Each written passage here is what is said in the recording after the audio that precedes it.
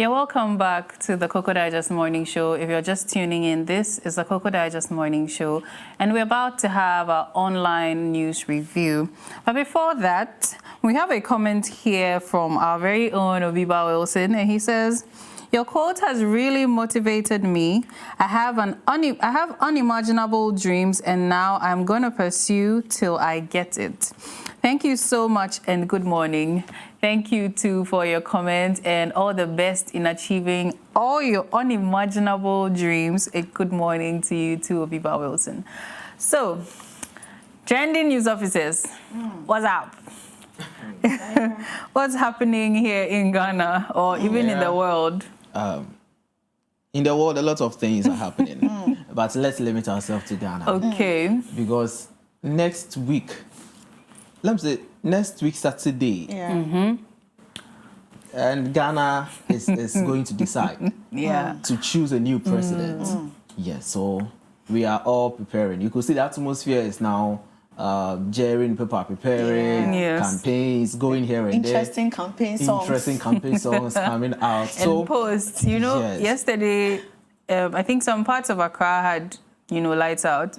And then I saw a post by someone, you know how as kids, when we have a new dress we are going to wear to church the next day, you put a dress on your bed and you sleep beside it. So the post was this person with their voter ID said, "I've come home, sat in traffic, only to come and meet this heat." They'll hear from December 7. They'll hear from me. They'll hear from me.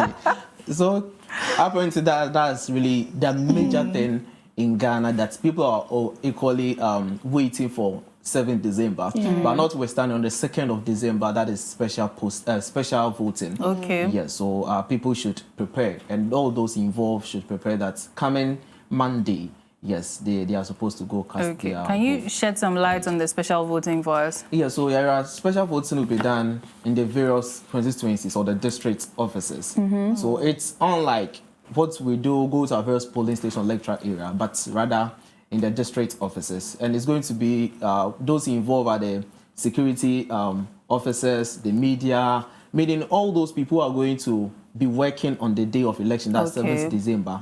They are given the opportunity to vote earlier than the normal dates we are going to vote. Yes. So what about us? Because we'll be here doing poll watch. Oh, yeah, so my producer, they told us that, yes, we are also factored in that. Wow, yes, that's so laudable. But exactly, we have to. They are doing a good job. Yeah. But my main story is about the issue of Bujumbura explosion. That's happened somewhere 14th of October. Where we experienced unusual explosion. People had their properties being destroyed. But as at now, the company has not compensated such people. And they are saying that if the company does not come to their aid, on Friday, coming Friday, there's going to be a peaceful demonstration at Bujumbura, and they are going to prevent the contractor from continuing his work. So that is a issue happening. Oh, we thank God that, you're surprised I'm thanking God. Yes, what are you thanking God for exactly? For the peaceful demonstration. People now have something to demonstrate on.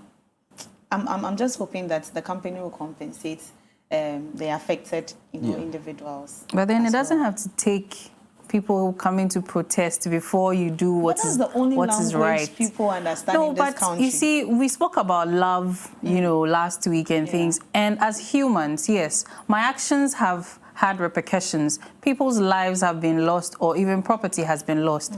What is the right and appropriate step to take? Compensates them, and this is over a month now, right? So what message are you sending them? Is it disregard for people's lives and property, hard-earned money used to acquire this property? I also think government should step into the issue, because it is not a private operation that was ongoing. It's something that has to do with our roads, and roads has to do with our nation. Yes, so but then there needs to be a balance. Yes, so if the contractor is not speaking up or coming out to say something, I think government should, find a way. This time around, just as Clement said, it's just a week into election. You don't need people to tell you what to do. You have to be proactive. These are some of the things they can do to, cover up things. The reason I'm talking about the balance is also because they are probably not speaking up or taking any actions because they are working for the government. So they are expecting the government to take responsibility for their actions. Quite like back in the day when we had the military rule, long before we were born, lots of soldiers indulged in a lot of cruel acts. But at the end of everything, it's just Rawlings that was mentioned. You know, putting the blame on him rather than those individuals that did the cruel things they did in the name of, you know, the regime and, you know, exerting all of that power. So these contractors themselves too, if we want to look into this case, it is not the government that, you know, caused the explosion and then even had people's property damaged or even some lives being taken, you know. So let us be a little, let's take accountability for it. Yes, the government needs to step in, but you yourself, you are the one directly handling the thing. If these people died, when we go to heaven and they play your video, government will not have I also say they've taken their money. So yes. There's nothing they can do to them. They've taken, even if they demonstrate and then they are not asked to come back to work, they've taken the money. The little thing I just want to say about this story is aspect of government. Yes, the DC is trying.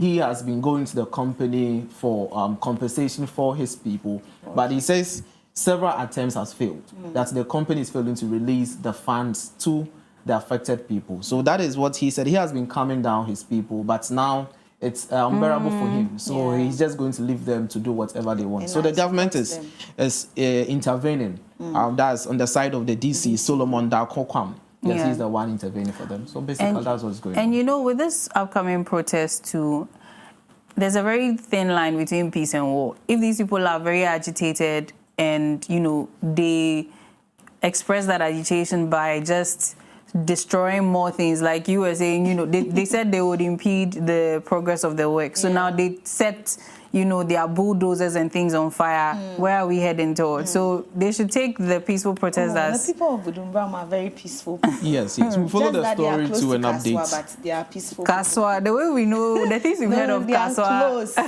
Neighbors. They are neighbors. So what if those are their big brothers that they call that? Kaswa is a very peaceful place to be. It's a very Kaswa is peaceful. Okay. So maybe take us to the next one. Yes. So my trending story has to do with the back-to-back commissioning of the incumbent government, you know, happening especially this month. That has raised a lot of concerns.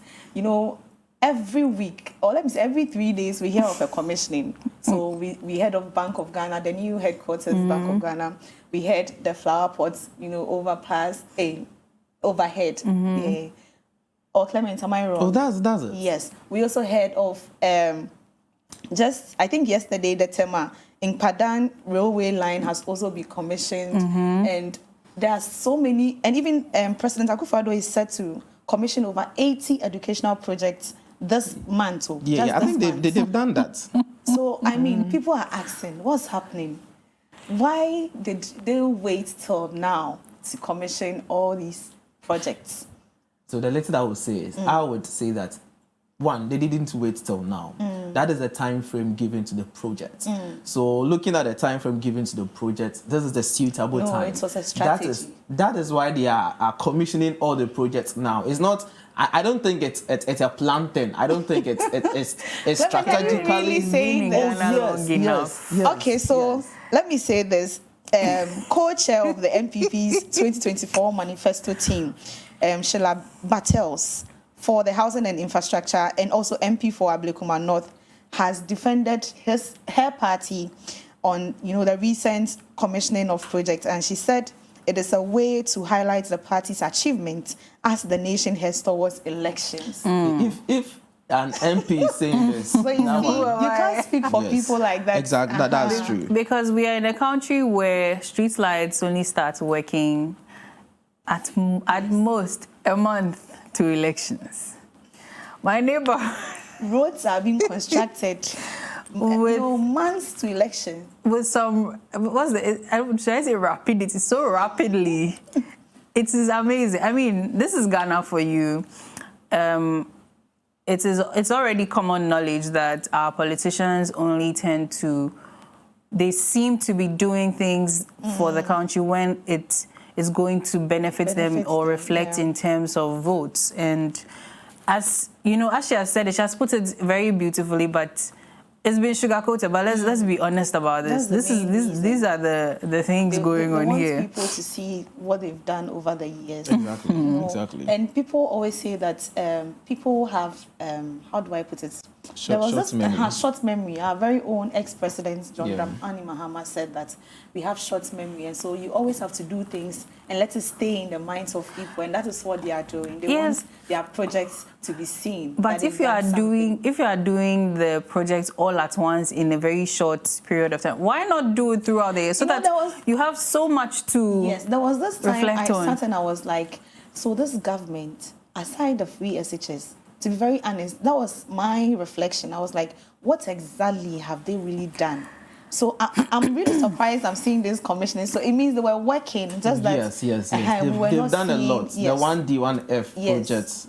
I was listening to one of the communicators 1D, 1F. How many do we have so far? They said they've done about 160 factories. Where? Yes, so I'm yet to know where the factories are being situated. Yes. Okay, so, let's go. Otherwise... Okay. So do you have any more trending stories or that? No, I think that's all. Okay.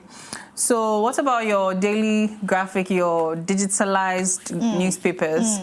Okay, so I have the graphic business. And on the front page, that is Professor Bobbin, professor in finance and economics at the University of Ghana. He says that agric must lead economic revival.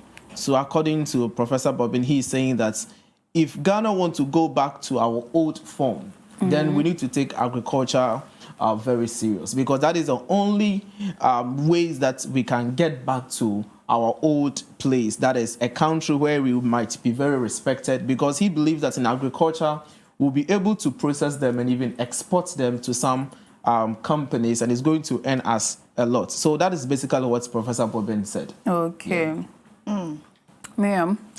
Well, I also have here with me today's daily graphic, and on the front page, we have some stories, interesting stories making headlines. So, EC to discuss election 2024 readiness tomorrow.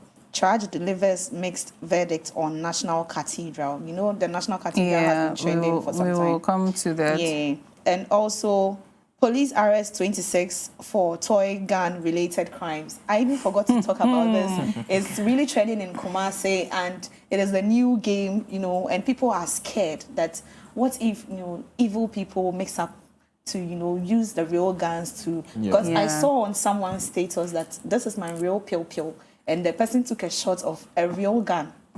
So you see, that is something that is alarming. For that story, I think I also saw a post about the robbery that was it in Adabraka? There was a robbery somewhere last week or somewhere last week or last 2 weeks, and apparently they were at an impasse. They couldn't really enter to you know, try to save the people or try to catch these culprits. So how come? So there were some funny comments about the Ghana Police Service. But I also heard such news. And our last story is also on election 2024. Now, keep up news validator status. NMC charges graphic news. So the Executive Secretary of the National Media Commission, George Sapon, has endorsed the daily graphic as the validator of truth, urging it to maintain that enviable position on the media landscape. He said it was an undeniable fact that whatever story the paper carried on its front page was considered to be the absolute truth by the other media houses in the country. So he's, you know, charging the Daily Graphic to keep up with their good work and also make sure that they validate all their stories well before they post it on their papers, because a lot of media houses depend on them for news, just as we are doing this morning. And so it's good to be credible. So to add to the credibility, I'm told the police and the robber issue happened in La Paz, not Adabraka. Yes, I mixed it up. So let's go quickly into the online news. So this one, the first story here says, power crisis to deepen as IPPs cut supply over mounting debt. Now, Ghana's energy sector faced increasing challenges on Monday, November 25, 2024, as major energy producers Car Powership Energy, AXA Energy, and Sinnet Energy Limited scaled down their electricity supply. Now, this development raised concerns about the potential blackouts for businesses and households as the festive season approaches. It as well. So, we are in debt. ECG is in debt, and now these independent, independent power producers, yes, are seemingly withdrawing from this partnership. I think one of them scaled down the amount of electricity they produce, I think from about... from 380 to about 58, yes, which is very low. And then some of them are also undergoing the maintenance, that's what they said. And it's alarming because for the longest time we've been dealing with these power cuts issues, and now our own IPPs are not being paid their due. And they are supporting, I think even some of them are totally off the national grid now. Yeah, so we have, that's the Car Powership, they are off the national grid. They contribute about 450 megawatts to the national grid. They are off as we speak now. We also have a couple of them. That is the Amandi Energy are also off the national grid.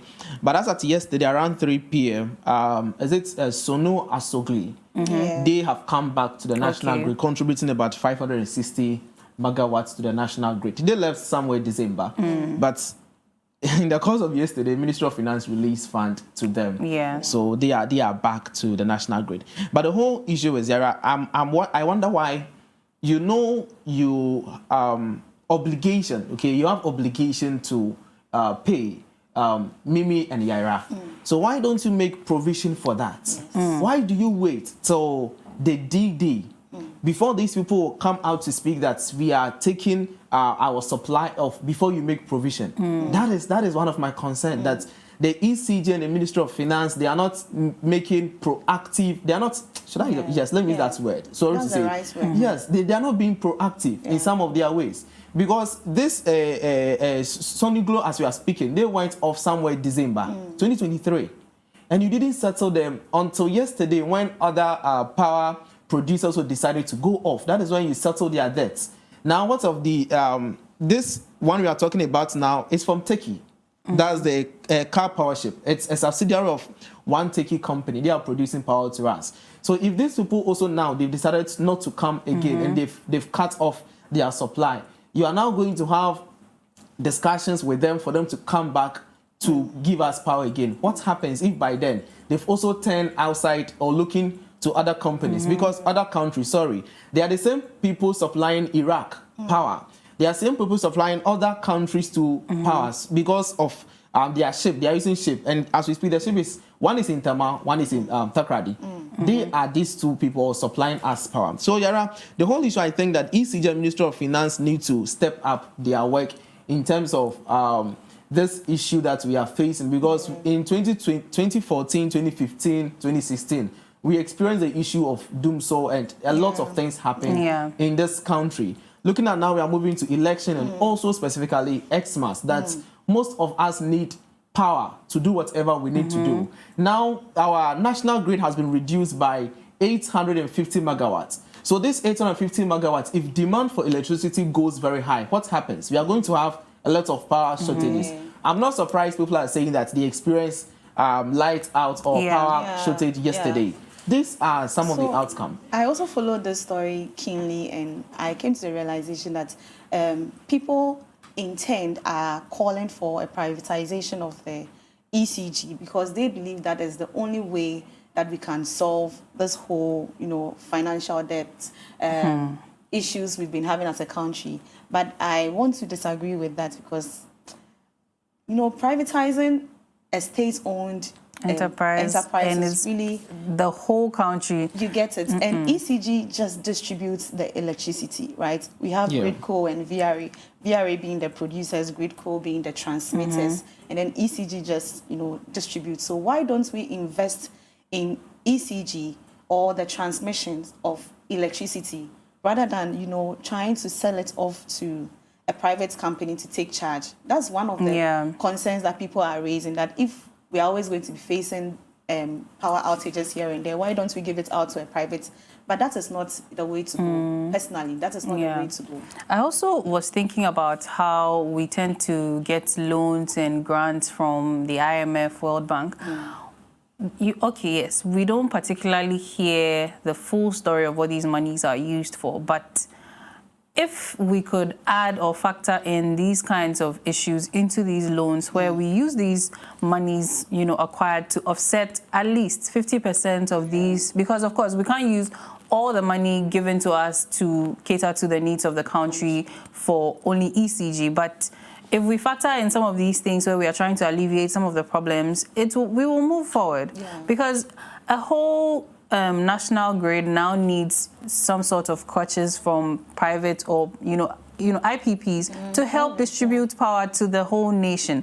That in itself does not really speak well of us. But, I mean, this is some of our politicians might even compare us to Nigeria, where almost every day national grid has collapsed, and they even almost every household has generators. And what does that say about the country? Like, every day we are hearing this loan has been given, this grant has been given from this country or from this Bretton Woods institutions, and yet we are still in debt. But we are seeing other things happening, and the monies used are not being accounted for. So, Yara, I think what you are saying is very true. According to IEA, that is the Institute of Energy Sector, IES, they did their own findings, and this is what they are saying. They are saying that, one, we have this IPPs, they contribute about 60% to Ghana's power generation. So they are 60%. So the state-owned, that is the VRA, the NETCO, and them, they are just 40%. Wow. So if this IPPs decide to go off, meaning that about 60% of our power is going off. Notwithstanding, they are also saying that there is financial mismanagement in ECGs. Per their own analysis, they are saying there's financial mismanagement to an extent that we have commercial losses exceeding 30% every year. 30%. So if people are calling for this privatization, not necessarily giving it to private individuals, but when you look at the angle they were coming from, they were looking at the aspect of putting all these organizations together, ECG, VRA, NETCO. That was the bill submitted to Parliament. Put them together to check how they work and everything, so that it will be in order. When it happens like that, they would know that, yes, you are doing this, you are doing that, you are doing this. So the accountability level will be very there. We're all here, we know. We heard of ECG owning a lot of companies. We heard that. ECG, and to an extent that, you see, it's very sad that ECG you owe. Let me bring the story. But ECG went ahead to buy motorbikes for an institution in Ghana, over 200 motorbikes. Meanwhile, you're supposed to pay this debt. You're supposed to settle this IPPs people. You didn't do that. But you went ahead to buy over 200 motorbikes. I don't know who led that thing seriously. Maybe it was not something personal. But with this new meter that has been introduced that a lot of people are using, could you believe that there are still people in this country using illegal, connections in their houses? And even there are people also complaining that you buy a certain amount of power, and within a very short period of time, the power is finished. And even the postpaid people, sometimes, I think some sorts of, I don't know what word to use, but the amount of power they use when they are going to pay, they get there and it's been doubled. And then so it's almost as though there are some people using power and they're not paying for it, and then people who are using power are being the ones affected by this. And so with the merger, I think that if we are going to even think about merging them, then ECG's problems should be solved first. Because here at Clock TV, then they bring somebody with a myriad of problems to come and join us. Would we want that? No. Finish dealing with all your affairs, be clean, then you come, then we can work together, because all of that would rub off on, the WePower, VRA, Gridco, NETCO, all of them, and it will become their problem. It boils down to the management, actually. mismanagement everywhere. Government institutions, like nobody cares. The money is for government. So let's just you see, that's the problem. Because power is something that is very essential, and we can't, operate in this country without power or energy. So I think this same government should do something about it. Watching its people squander the money. So let's take a few comments here. So Rose Entertainment says, good morning, Clock TV. I'm Charles, watching you live from Dubai. Good morning to you too. And D&J Venture says, good morning to you all. I am Kay, watching you inside Spintex. Good morning to you. So D&J Venture says, here we go. Who solved Doomsaw? Can we say the truth in faith of what we worship? J.J. Rollins faced Doomsaw. Odiewu Kufuor faced Doomsaw. Mills and Mahama faced Doomsaw. What are we experiencing now? Nahu Kosam. Then, thank you for your comments. And then we also have, you're all looking glamorous this morning. I'm watching from Cape Coast. This is from Michael Amweni. Then Kwame Opito says, you're looking good, Clement. Kwame said, you didn't see the rest of us. Yes, so this is all we have in the comment section for now. Thank you so much for sending in your comments, and we are most grateful. So quickly, the last story says, Chraj report on the project for National Cathedral. The report on the National Cathedral project has been made public by the Commission on Human Rights and Administrative Justice, Chraj, and Samuel Okujeto Ablakwa, the MP for North Tongue, has asked Chraj to investigate claims of power abuse and corruption in connection with this project.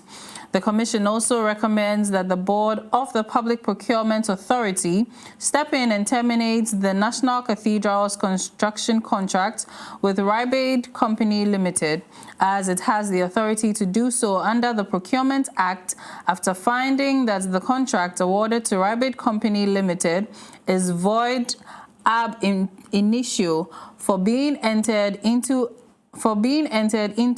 in violation of the mandatory provisions of the Procurement Act, Act 663, as amended by Act 914. National Cathedral.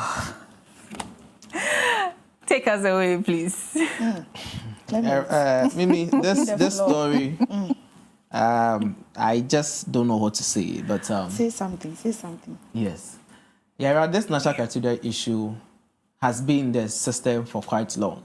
By the grace, Honorable Okujeto Ablakwa brought out such expose that people should really dig into it. And when he brought it out, a lot of people said a lot, because it's actually about men of God and whom we have at heart. So I find it quite way to speak on this very matter. But one thing I would say, based on what Chraj has said, is that the procurement process that they went through to engage, I think, Ribadi, right? Ribadi Company was void and also illegal, because it's supposed to be approved by a committee, and that one didn't happen. So that is illegal. And an amount of close to 312,394,049 United States dollars is the some amount of money spent so far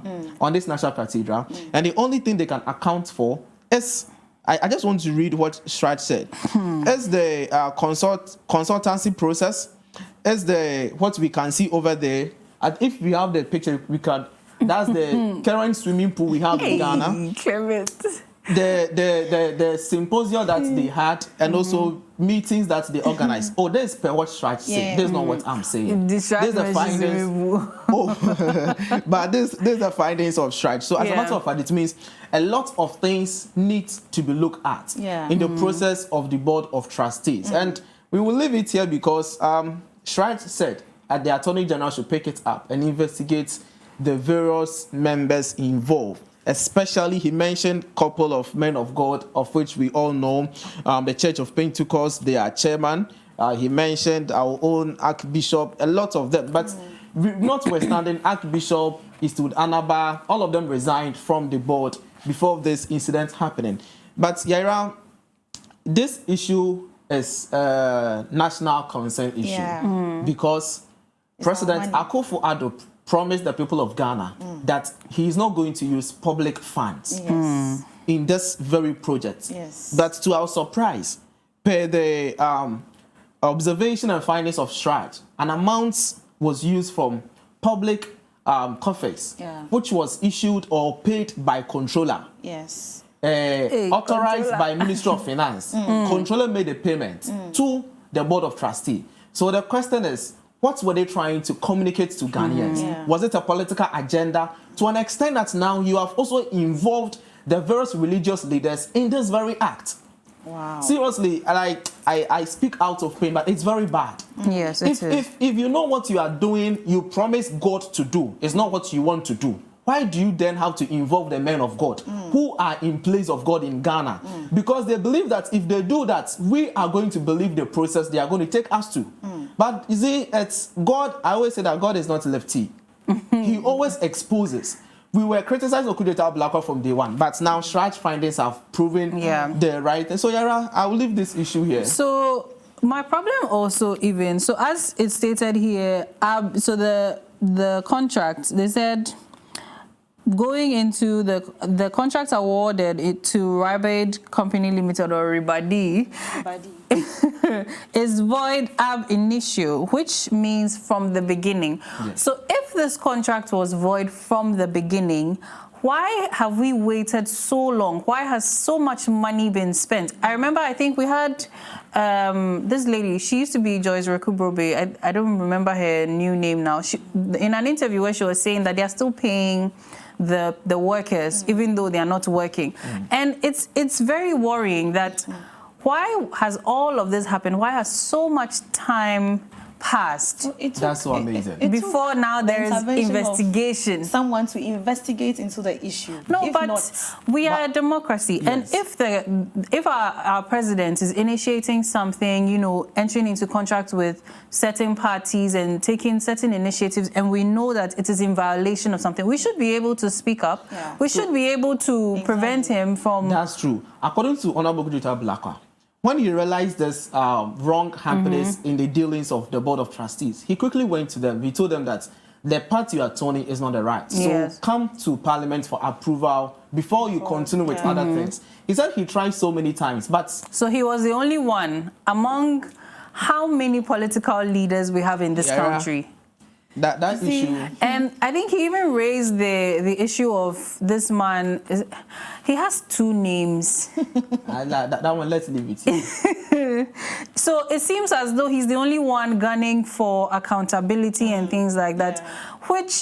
So is it that his counterparts or his colleagues are not seeing what he's doing and then trying to back it? Say they are minding their business. But see, this country, minding their business, are we not? Isn't our state your business?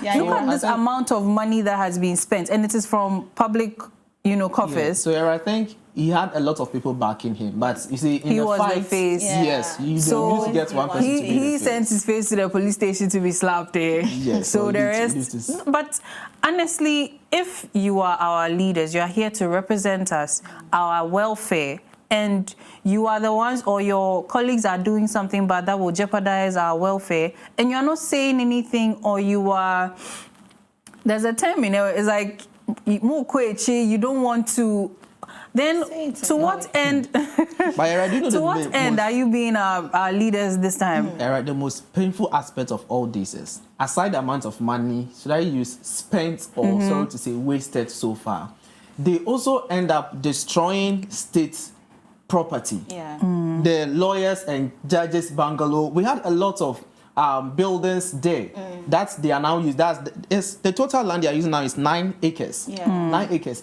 But before that, there were a lot of state assets on it. And all of that has been destroyed. How are we even going to, are we going to rebuild? What is even the solution to that? What's the remedy? Where have they been put? I think the last I heard about that was something about them being given some hotels to stay in, constantly going to be paid for. Wanted to embark on a strike. Most of them that did not really have their, you know, buildings back. They wanted to embark on a strike, a demonstration actually. I don't know how far that went. So, Clement, there's a correction here. So, it was the Church of Pentecost former chairman. Oh, sorry. Yes. Former chairman. We need to be careful about our statements since, misinformation, disinformation. So, we have one more comment from Ackman Multimedia. It says, good morning. Good morning to you too. This issue, the earlier I end, the better. This brings us to the end of our online news review. Thank you so much for joining us. Thank you, my able co-hosts, for all the deep research that you've also done. Up next is a lifestyle segment with Miriam Abna-Didi, and she will be here with her guests, and they will be discussing healthy living, right? Yeah. So stay tuned, and we will be right back.